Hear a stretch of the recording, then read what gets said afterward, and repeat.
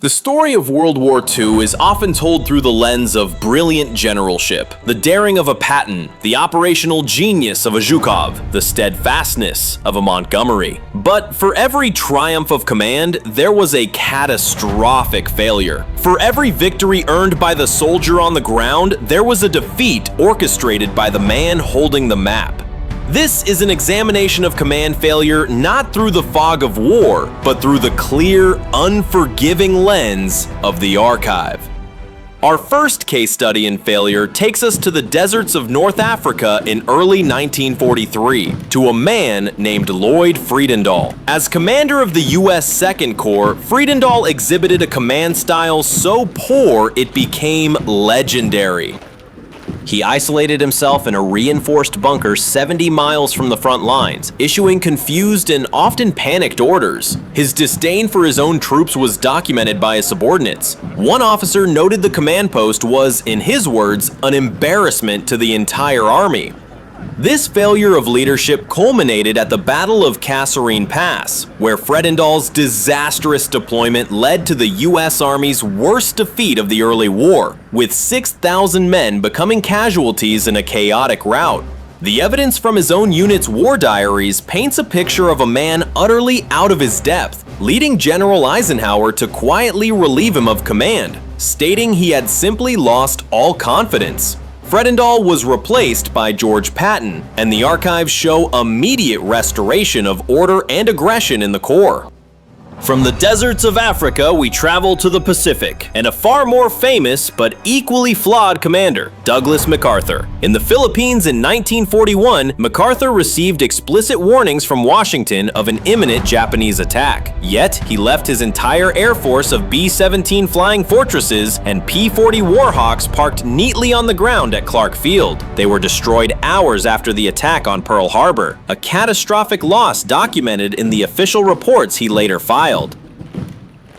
This denial of reality continued as his forces retreated to the Bataan Peninsula. Despite war plans requiring it, MacArthur had failed to stockpile adequate food and medicine. This logistical negligence directly contributed to the suffering of his men during the siege and the ensuing brutality of the Bataan Death March. MacArthur would later be celebrated for his return to the Philippines, but the archival record of his initial command reveals a pattern of arrogance and a failure in the most basic duties of preparation, for which his men paid the ultimate price.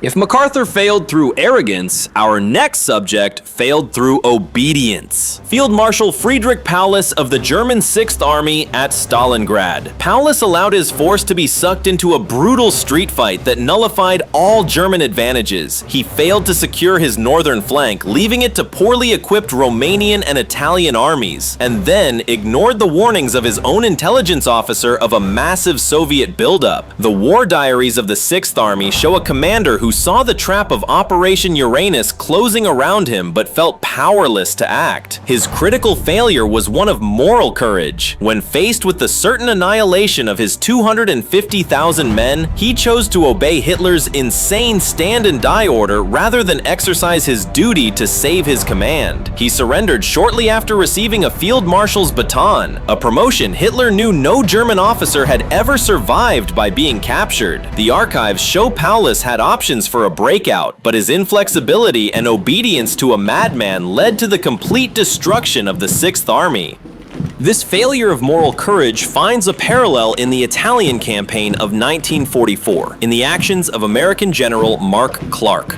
During the breakout from the Anzio beachhead, Clark's 5th Army was ordered by his superior, General Harold Alexander, to cut off the retreating German 10th Army. The objective was to trap and destroy a massive enemy force, potentially shortening the war in Italy by months. But Clark's personal ambition overrode the strategic objective. The official U.S. Army history of the Italian campaign, along with the personal papers of officers present, detail how Clark deliberately ignored these orders. orders. Instead, he turned his forces north towards the empty glory of capturing Rome, allowing the Germans to escape intact and establish a new defensive line further north. This single decision, driven by vainglory, condemned thousands of Allied soldiers to die in the subsequent brutal fighting on the Gothic line, a needless prolonging of a vicious campaign whose cost is meticulously recorded in the casualty lists of the time.